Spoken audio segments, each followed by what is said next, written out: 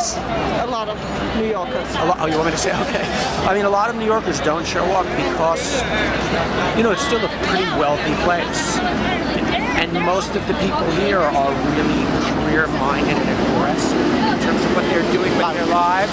And so as a result, they're kind of self-centered. I mean, they're kind of narcissistic and in their own world. It's kind of goes with American consumer culture, you know? And so, you know, they're exhausted from their daily week of trying to create their own identities, especially in a place like New York, which is so driven by the sense of I'm going to achieve. That's what our mayor is about. He's this guy he's like Crassus, you know. It's really interesting. I went online last night and was reading, for some reason I started thinking about the Kubrick film Spartacus, you know.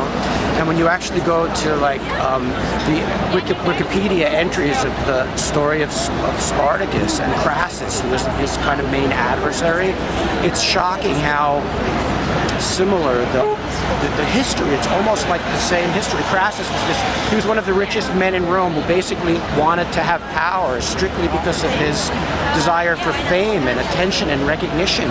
And the pictures of Laurence Olivier on the web with his little, you know, leaf crown, I mean, he looked like Mike Bloomberg. And Mike Bloomberg was an ugly Crassus. And it's scary because when you first look at it, it almost takes you back. He has these kind of features that like Hollywood portrays as what a leader in Rome would have looked like, and it's odd because this is Rome.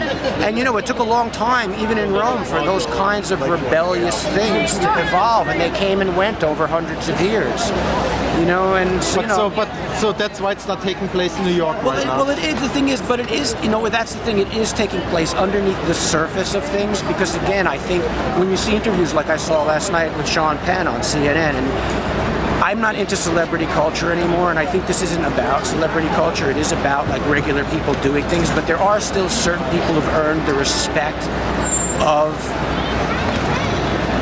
almost anybody who is socially conscious in America. And so when people like him speak as eloquently as he speaks, which is not easy, it's harder than people realize to be in front of the camera and speak eloquently, especially when, you know, you have this huge, you know, monograph of fame in front of you. And he really is able to, like an actor, pull up some sense memory and speak from his heart, but do it in a way that is intelligent and eloquent and not over the top. And those are the people who eventually will push this stuff over to the next level. And the next level is just about them making social changes. It's not about, you know, like aggressively fighting with, you know, the authorities or the cops. Are you expecting that these social changes are going to happen? Yeah, I think that but again, here, you know, our system was always set up. That was the basis of American democracy. You know, they set it up hundreds of years ago for change to happen really, really slow here because they were terrified of the kind of history that they saw, world history that they saw that was what radical change represented revolution and people killing each other. So they set up this kind of congressional constitutional system that made change very slow. The problem is it was also a slower time and people weren't living such aggressively, highly, and I don't mean taxed monetarily, but psychologically taxed lives. And now it's definitely failing. That system that they put in place to an extent isn't really working anymore. And so that's why the change has to happen to an extent faster to meet the speed of our society. But those are dangerous steps, tightropes to walk, for the whole system to walk, you know. You were mentioning actually that this, what we see here on at Liberty Square, is a kind of stage, let's put it this way. Stage, yeah. What's going on behind the scenes? I think that people think that this is a disorganized, incoherent kind of almost, you know, I don't like the words grassroots. We use that, although that's the word, but it is a kind of like weird, amateurish? Or, you know, yes, amateurish. I would say that, you know, it's happening just by some magical forces that are underneath the surface. That is definitely happening here too, but there are also people behind the scenes that are really, really advised. I'll give you an example. This park, Secluded Park, is a weird public-private entity. they chose this park to do it in because, oddly enough, if it was a public park, the city has the legal right to close it down at night. Because of the arrangements that were made to allow the corporation that built this park to build it, and the kind of incentives that they got from our government, our city government and our state government, mostly our city government, the laws here are very ambiguous in terms of what they could do. They under normal circumstances, would have gone to court, gotten an injunction, or had all these people thrown out. But if they had gone to court, they probably couldn't have gotten the injunction because they don't have the actual legal right to throw these people out. Yeah. So what's happened is, and if you think they chose this park by accident, and the people behind didn't know that this is where they were. Who are they, the people behind?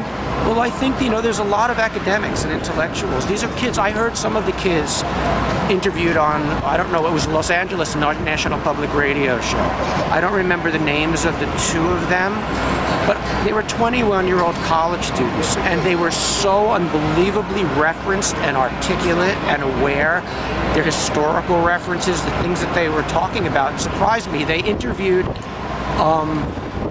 him while also interviewing this academic named Todd Gitlin, who is one of the leaders of the SDS, the Students for Democratic Society, in the 60s. He's a major academic. He's written great books about exactly this, media and protest, and his experiences in the 60s with those things.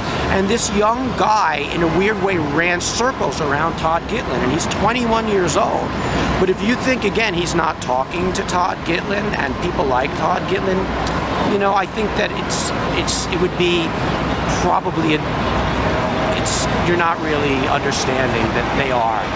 And some are, and some aren't, and that's the thing. There are definitely little cells of people with their own agendas. That's why when you see people, all of a sudden there'll be a slew of arrests. 14 people will try to crash the barricades of Wall Street and all get arrested.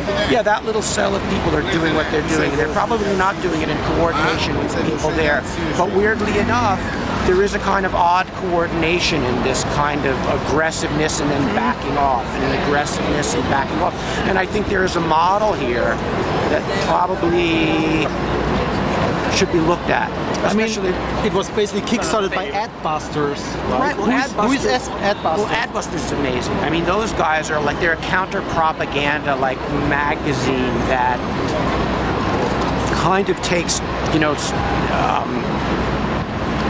advertising and media stereotypes and turns them on their head in really amazing and amusing and imaginative and sometimes absolutely radical, aggressive ways. And